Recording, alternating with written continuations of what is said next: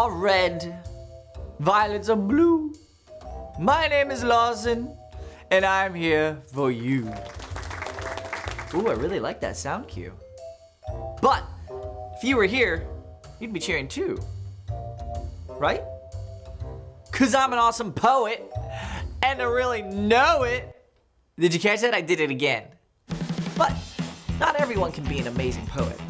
In fact, we're all good at different stuff, as you'll see in this great story I got from my friend Rob about his cousin Adam. Now, Adam's class is having a talent show, which is pretty much Adam's worst nightmare.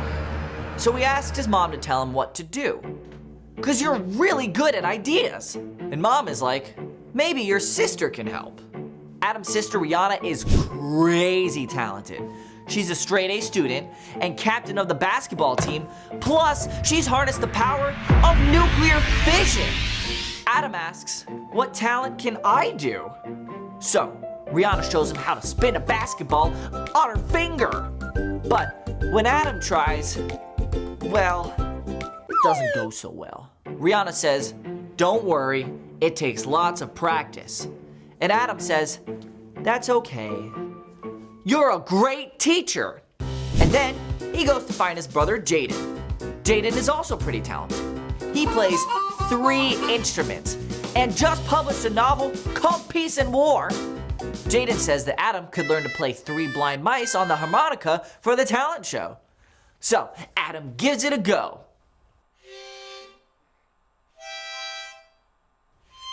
And Adam's like, I don't think that's my gift. But then he adds that Jaden is the best brother ever for stopping right away to help. Adam tells Mom, I have no talents. I'm not good at anything. But Mom points out that Adam's actually been using his best gift all afternoon. And Adam's like, what, messing up? And Mom says, encouraging people. Adam's eyebrows shoot up, 'cause he never knew that was a talent. So, Adam decides he's gonna ask to MC the talent show and say something good about every single act.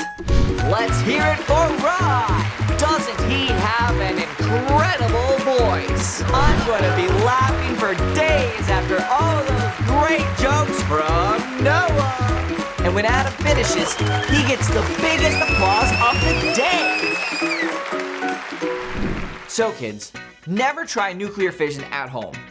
But do always remember that individuality is discovering who you're meant to be so you can make a difference. Now, that's all for today. I gotta be on my way. Can you play that applause cue? Because I made a rhyme just for you. That's more like it. Yep. I'll see you guys next time.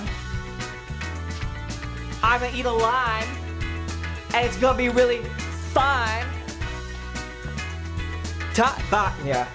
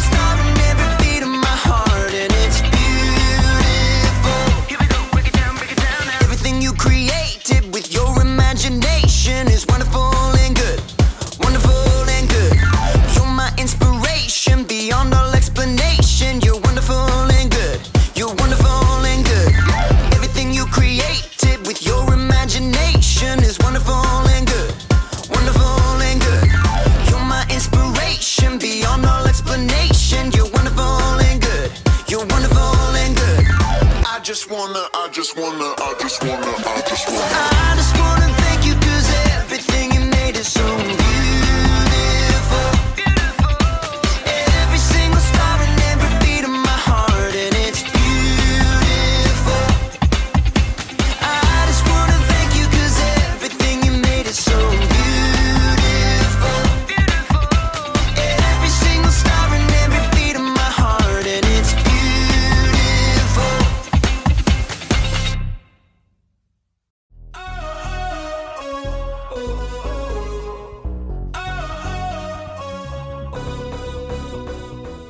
Hey people, I'm Graham, and we're talking about individuality. Individuality is discovering who you're meant to be so you can make a difference.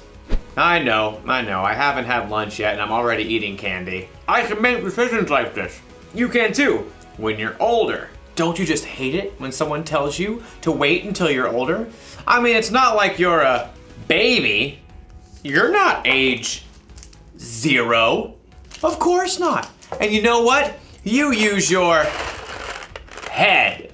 You're no dud. Why should you have to wait until later for what you want now?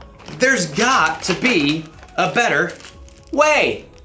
Well, in today's story, we'll learn about a young man named Timothy and his mentor, Paul. Why shouldn't Timothy be able to make a difference even though he's young? Well, it turns out there's just no reason. I don't think that's spelled the same. See you when you get back. The Bible. It's 66 books of history, stories, letters, and poetry that fit together to form God's one big story. The epic adventure of how He created us and loves us so much that He made a way to rescue us. As we travel through the Bible, from Genesis to Revelation, we discover people who met God and found their lives changed forever. Now, for an amazing story, inspired by the book of 1st Timothy, chapter 4, verse 12. Timothy of Lystra must have felt like he lived in two worlds. His mother, Eunice, and his grandmother, Lois, both were Jewish and believed in the one true God. Hear, O Israel, the Lord our God, the Lord is one. Hear, O Israel, the Lord our God, the Lord is one. But Timothy's father was Greek and likely not a believer. Just work hard and be a good man, son. That's what really matters. Okay, Dad.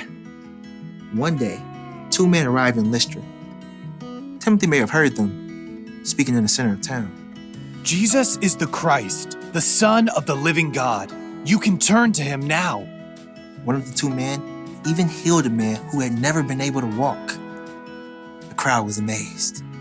The gods have come down to us in human form. Uproar engulfed the city. People even tried to offer sacrifices to the two men, Paul and Barnabas, as if they were gods. But in the middle of the chaos, a group of Jews from nearby towns where Paul and Barnabas had preached showed up and convinced everyone to attack the man with stone instead. Though the Jews dragged Paul outside the city and left him for dead, Paul got right back up. Timothy really surely heard about it. The power of this Jesus is real. Paul left for Derbe the next day and returned again to Lystra. Timothy, his mother, and grandmother all listened to Paul's teaching, and all three became believers in Jesus. Paul continued on his journey, but left behind a small, thriving new church. We must pray each day. And teach each other. Timothy, in the meeting tomorrow, you should tell the story Paul shared. The one about how Jesus raised a dead man. Oh, but I don't really like to talk in front of people. I think you shall do very well. By the time Paul had returned several years later, Timothy had become a faithful disciple of Jesus. Everyone at the church spoke well of him. Timothy knows all the Hebrew scriptures. He is kind to everyone, not just those who are Jewish. And his father is a Greek man? Oh, yes. Paul was looking for someone to help encourage new churches, someone who knew God's words, someone who could speak to people from all different backgrounds. Timothy, I'd like you to travel with me and Silas and Luke. Me? Of course you. Oh, but There are others older than me with more experience. They're bold. They're better at speaking. You're the one God has chosen for this job. Wow. Well, okay. The elders of the church laid their hands on Timothy and prayed for him. God's Spirit provided Timothy with everything he would need for the work ahead. Amen. We leave tomorrow. Over the next years, Timothy traveled with Paul all around the land to help encourage believers and start new churches. While they spent time in Ephesus, Paul gave Timothy a special mission. I want you to go to the church in Corinth. On my own? You're like a son to me. I trust you completely. The church there needs to see an example of what it means to follow Christ. And, well, you're it. Timothy went to Corinth. Over the years, Timothy became Paul's right-hand man. Paul even put him in charge of the church in Ephesus. The leaders in Ephesus are so much older than I am. Will they even listen to me? Your age doesn't matter. As Timothy settled in Ephesus, Paul wrote him letters to encourage him. Don't let anyone look down on you because you're young. Set an example for the believers in what you say and how you live. Also, set an example in how you love and in what you believe. Show the believers how to be pure. Though Timothy met Paul when he was a very young man, he was able to play an important part in helping Paul build up the early church and sharing their incredible news of Jesus.